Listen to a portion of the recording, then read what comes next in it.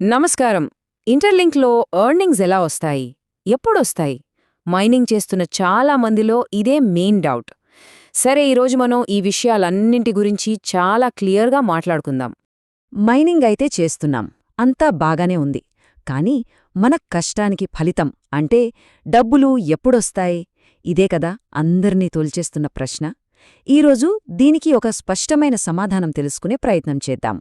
ఈరోజు మనం ఏమేం విషయాలు కవర్ చేయబోతున్నామంటే, ఫస్ట్ ఆ అతి పెద్ద ప్రశ్న ఏంటో చూద్దాం.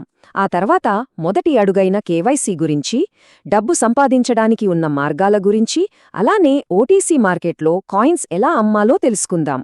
ఇకపోతే ఈ ప్రైజ్ అంచనాల వెనుకున్న నిజమేంటో కూడా చూద్దాం. ఫైనల్గా మైనర్స్ అందరి కోసం ఒక క్లియర్ రోడ్ మ్యాప్ కూడా ఉంది. సరే, ముందుగా మనం ఒక విషయాన్ని ఒప్పుకుని తీరాలి. మనం చేస్తున్న ఈ మైనింగ్కు అసలు డబ్బులెప్పుడొస్తాయి, ఎలా వస్తాయి అని చాలామంది మైనర్స్లో బోలెడన్ని సందేహాలు, ఒక రకమైన కన్ఫ్యూజన్ ఉన్నాయి. ఇది నిజం. అయితే ఈరోజు మనం ఈ మొత్తం ప్రాసెస్ని స్టెప్ బై స్టెప్ క్లియర్గా అర్థం చేసుకుందాం. అంటే చాలా ముఖ్యమైన మొదటి అడుగు దగ్గర్నుంచి ప్రతి విషయాన్ని వివరంగా చర్చిద్దాం. ఇక ఈ మొత్తం ప్రాసెస్లో మొదటి అడుగు, ఇంకా చెప్పాడంటే అత్యంత కీలకమైన స్టెప్ ఏంటో చూద్దాం. అదే కేవైసీని పూర్తి చేయడం. ఇక్కడో ముఖ్యమైన విషయం గుర్తుంచుకోవాలి. ఈ కేవైసీ ప్రాసెస్తో పాటు అవసరమైన సిస్టమ్స్ అన్నీ కూడా మనకు వర్జన్ 5.0 అప్డేట్తో రాబోతున్నాయి. సో అంతా అక్కడి నుంచే మొదలవుతుందన్నమాట. ఇంతకీ కేవైసీ అంటే ఏంటి? సింపుల్గా చెప్పాలంటే ఇది మన ఐడెంటిటీని కన్ఫర్మ్ చేసే ఒక వెరిఫికేషన్ ప్రాసెస్. నెట్వర్క్ను సెక్యూర్గా ఉంచడానికి, ట్రాన్సాక్షన్స్ జరగడానికి ఇది ఖచ్చితంగా అవసరం. సో ఇక్కడ చాలా చాలా కీలకమైన పాయింట్ ఇదే. ఈ వాక్యాన్ని బాగా గుర్తుపెట్టుకోండి. ఇప్పుడే డబ్బులు రావు. కేవైసీ తర్వాత మాత్రమే ఎర్నింగ్ ప్రాసెస్ స్టార్ట్ అవుతుంది. ఇదొక రూల్ లాంటిది. ఇది దాటకుండా మనం ముందుకు వెళ్ళలేం. సరే, కేవైసీ పూర్తయింది అనుకుందాం. ఆ తర్వాత ఎర్నింగ్ ప్రాసెస్ అసలు ఎలా పనిచేస్తుంది? డబ్బు సంపాదించడానికి మనకు ఏ ఏ మార్గాలు అందుబాటులో ఉంటాయి?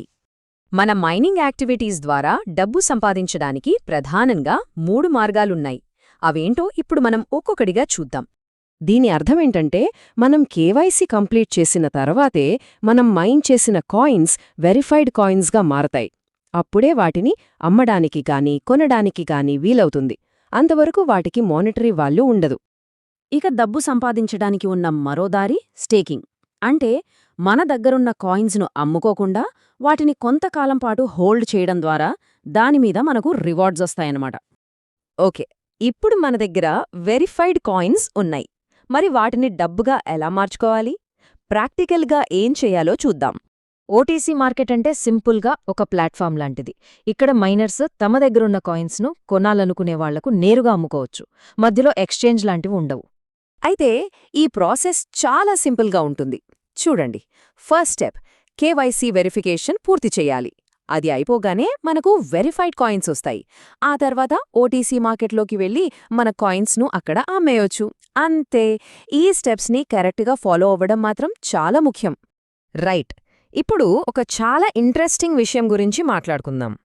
కాయిన్ విలువ గురించి రకరకాల పుకార్లు, ప్రెడిక్షన్స్ వస్తున్నాయి కదా.